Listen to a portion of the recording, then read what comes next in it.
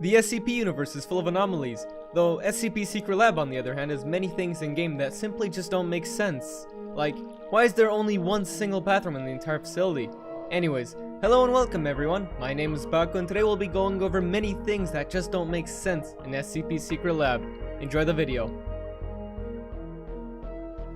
Let's start with the painkillers. In the game, players simply swallow the entire bottle without any consequences. In reality, doing this would likely result in an overdose, or potentially fatal consequences. It seems the players in Secret Lab are immune to such risks and have an uncanny ability to handle painkillers without any adverse effects. Now, let's talk about the janitor keycard. According to the operational guide for SCPs in the main menu, the janitor keycard should be able to unlock the test chamber of SCP-330, which is classified as safe. However, in-game, the janitor keycard fails to open the candy room's test chamber. This raises the question of whether there's a malfunction with the keycard, or if the candy room was misclassified as safe, though the pink candy might suggest why janitors cannot access the room. One interesting detail is the weight of the gramophone. In real life, a gramophone typically weighs around 2.5 kilograms. However, in Secret Lab, it weighs over 5 kilograms, surpassing the weight of even the AK and Vector combined. This bizarre weight difference defies logic and leaves us wondering why the gramophone is so disproportionately heavy. Next, let's consider the bullet resistance of SCP-079's containment chamber. In the game, if you bring a firearm into the chamber and shoot at the computer, it has absolutely no effect. The PC is completely bullet and even grenade resistant. This level of durability seems unrealistic, as it defies the destructive forces of bullets and explosives. The particle disruptor in Secret Lab has a rail on top of it, hinting at the possibility of attaching additional accessories. However, despite this feature, players are unable to add any attachments to the weapon. It begs the question of why we can't mount a holographic sight or other upgrades on the particle disruptor, leaving us with a missed opportunity for customization. Let's move on to grenades in the game. Frag grenades emit a beeping noise, which seems counterintuitive. Why would anyone manufacture a grenade that gives away their position with a beeping sound? It's a rather baffling design choice. Interestingly, flashbangs in the game don't produce a similar sound, adding to the inconsistency. One aspect that stands out in Secret Lab is the lack of variety in character models. Every D-class has the same goatee, and every scientist has the same mustache. There is no diversity amongst the characters, which feels repetitive and uninspired. Earlier versions of Secret Lab promised different civilian models, each with unique appearance and stats. Unfortunately, these varied models never made it into the game, resulting in an abundance of identical D-class models. A strange occurrence in the spotting of the COM-15 pistol inside the bathroom. It's rather odd to find a weapon inside a bathroom, especially in a facility where scientists and personnel should be more responsible. One would expect them to remember such a valuable item and not leave it behind carelessly. Inconsistencies arrive when comparing the durability of the micro HID door with the checkpoint doors. A single grenade blast is enough to blow off the micro HID door, but the checkpoint doors remain unaffected. This inconsistency in the game mechanics leaves us questioning the logical consistency of the containment doors. The micro HID door, which houses the most powerful weapon in the game, takes only one grenade to break. However, the fact that the checkpoint door can't be broken is a bit unusual. Another discrepancy lies with SCP-914. According to the official SCP Wiki, entering SCP-914 should have an effect on the human subject, depending on the setting. For example, the lore mentions a chimpanzee being badly mutilated after being placed in SCP-914 on the rough setting, indicating crushing and cutting with high heat. Although the site doesn't disclose what happens on the fine setting, it remains classified, making us wonder if the facility had accidentally unleashed a super monkey experiment. Secret Lab should upgrade humans when they're put in 914, whether they get a superior class or buff statistics. Have you ever been run over by the Chaos Insurgency Jeep in game? Of course you have. However, have you been crushed by the Mobile Task Force helicopter? Impossible, am I right? It's odd that a 56,000 kilogram helicopter fails to crush you, while a Jeep driving a mere 20 kilometers per hour can easily end your life. This odd feature defies the laws of physics and leaves us scratching our heads. Now, let's talk about the SCPs teaming up with each other. Lore-wise, SCPs despise each other, as evidenced by a test involving SCP-173 and SCP-682. In the test, SCP-173 repeatedly attempts to break SCP-682's neck and crush its skull. However, in Secret Lab, SCPs cooperate for unknown reasons. It's curious to think about the aftermath of the game, when Larry, the infamous SCP-106, might want to take revenge on all the other SCPs he allied with during the match. Moving on, why do all the players blink simultaneously?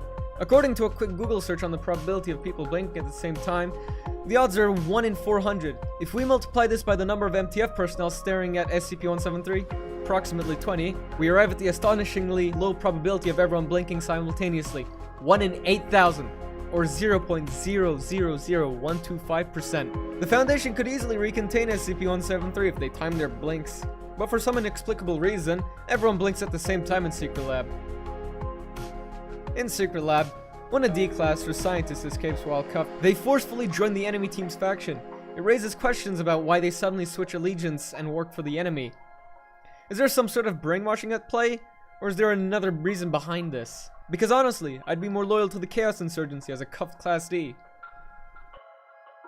One big detail is SCP-079's control over the facility's doors. SCP-079 has the ability to manipulate every door in the facility, yet it cannot sabotage Cassie or turn it off. Additionally, the information provided by Cassie is limited and doesn't offer much insight into what's happening in the facility. These limitations raise questions about the extent of SCP-079's capabilities and the purpose of Cassie in-game. Now, let's consider the abundance of keycards scattered around light containment. Discovering them on toilet sinks seems highly improbable. It makes us wonder who would leave such a valuable item in such unusual places. Entering 106's pocket dimension, you'll notice that items fall out, but dead bodies remain suspended. How come inanimate objects such as keycards and weapons fall out of the pocket dimension, while dead bodies behave differently from items in SCP-106's pocket dimension? Another anomaly can be observed with SCP-939's abilities. In the game, SCP-939 can imitate environmental noises, like gunshots and medical items. However, according to the official SCP lore, SCP-939 is only supposed to imitate human vocalizations to lure its victims. The inclusion of environmental noises in Secret Lab deviates from the established lore. Now, let's talk about the facility's baffling lack of bathrooms. Surprisingly, the entire facility has only one singular bathroom located in light containment. This means that if you're a facility guard in need of using the bathroom, you have to traverse through heavy containment and find your way to the bathroom in light containment. It's a highly inconvenient setup that raises questions about the facility's design choices. It's hard to imagine that a facility of this scale and importance would only have a single bathroom. When it comes to facility guards, they typically carry a range of items such as FSP-9s, medkits, radios, and flashbangs. However, if we take a closer look at the guards in SCP-049 and SCP-096's containment chambers, they seem to be lacking these essential items. The guard in SCP-049's chamber, for instance, only has an adrenaline shot he managed to snatch from the wall. Similarly, the guard in SCP-096's chamber only possesses a sergeant card, leaving us puzzled about the absence of their usual equipment. Where did the guard in SCP-096's chamber even acquire the sergeant card? It's a mystery that remains unanswered. SCP-500, known for its ability to cure all known diseases and injuries, falls short of its claim in Secret Lab. In the game, consuming SCP-500 while flashbang doesn't cure the blindness at all. This deviation from the established properties of SCP-500 leaves us questioning its reliability and effectiveness within the game. Moving on to the intercom system, we encounter another perplexing detail. After each use, the intercom has a cooldown period. In most real-world scenarios, intercoms don't have cooldowns as they serve vital communication tools. However, in Secret Lab, the intercom system operates differently, imposing a cooldown restriction that defies real-world logic and practicality. Now, let's discuss the candy bowl in the game. One might wonder why we can't pick out specific candies from the bowl. It seems rather unfair to leave it up to chance, especially when we have preference for certain colors or flavors. The inability to select candies individually raises questions about the mechanics of the candy bowl and leaves us wanting more control over our candy choices. But at the same time, I don't want to be blown up by a D-class running around with pink candy, so I am a bit thankful for this one at least. A weird inequality arises with the SCP classification panels for SCP-173, 049, and 096. These panels are absent for these particular SCPs, whereas other SCPs like SCP-939 and SCP-106 do have these classification panels. It's unclear why these three SCPs lack this essential feature, as it deviates from the established pattern within the game. One striking anomaly is the level of protection present in light containment zone compared to heavy containment zone. Surprisingly, it takes longer to reach light containment zone from the surface than it does to reach heavy containment. This contradictory layout raises concerns about the facility's overall design and the questionable decisions made by its engineers. No wonder the containment engineer keycard got nerfed. Those bastards only made it more complicated for the people in the facility. Although SCP-106 has been known for showing aversion to light or intense bright light, Nothing as of yet is known to be capable of doing damage to the old man, let alone causing a great enough of a wound to kill him. But we're met with a different reality when facing him in Secret Lab. Even though the old man's HP barely goes down from a bullet or two, with enough guns and brains from our beloved MTF or Chaos squads, we'll find SCP-106 bailing for his life in seconds. Not to mention that taking a light fall in the heavy containment zone armory is just as lethal for 106 as it is for a D-class. The O5 Council should probably investigate just what kind of knockoff of a 106 that Site-2 captured. It's probably worth mentioning that the infamous SCP sites, known for their experiments and attempts of negotiation, must have various testing facilities to conduct such actions, right? Yet, when running for your life around the secret laboratory, we fail to notice any of such facilities. All we're met with is containment rooms after containment rooms, in between absurdly designed hallways, with an absolute lack of research facilities. What would our scientists even do all day if the laboratory managed to not even have a containment breach for once? Secure, contain, protect. The famous words depicting the entire point of the SCP organization. But they're long forgotten. We're met with a great example of such forgetfulness when wandering around Heavy Containment Zone. More specifically, SCP-939's containment, better called the lab. Even though SCP-939 is used to extract a Class C amnestic, there is no good excuse to locate such a dangerous creature under a simple glass wall, with most of the room being a dedicated lab for this one SCP. Such a weak design has obviously led 939 to break in containment, with the Foundation not living up to a single founding word. Who puts up the decorations in the facilities for Halloween and Christmas? Sure, I can see the facility gents are going around putting up balloons in the facility, but do we really need decorations in SCP-106's containment chamber? It might be a bit of a safety hazard, but sure, whatever to give the facility more life into it. During our hard journey as D-Class, we're met with various keycards, each indicating a profession that one could work as in the facility. When taking another look, we can notice that one such job sticks out the most. The Zone Manager, capable of opening checkpoints. That's it.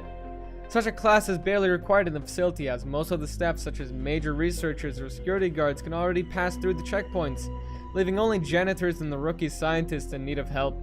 What's more unusual is that such a minor profession has the fastest road to becoming an O5 member, with the only job raised before becoming an O5, that is the facility manager, or at least so is indicated by the order of the keycards getting upgraded at 914. Lastly, we can't help but wonder why the facility doesn't utilize SCP-914 to upgrade their arsenal of low-grade weapons. With items like the COM-18 and FSP readily available, it would make sense to put them through SCP-914 to potentially transform them into more powerful weapons like the Crossspec or Epsilon-11. While such an upgrade might disrupt the in-game economy, it seems plausible that the Foundation could make use of this ability to strengthen their arsenal and enhance their chances of containment. Despite its illogical nature, SCP Secret Lab is all about fun. We fear the deadly attacks of SCP-939, but embrace the exhilarating challenges. With heart-pounding encounters and unforgettable teamwork, we find joy amidst lurking danger. In this immersive experience, we laugh, scream, and strategize, forging lasting community bonds. Accepting the risk, we venture into SCP Secret Laboratory's unpredictable realm, knowing the thrill is worth every spine-chilling moment. Either way, that was all. Goodbye, and I love you.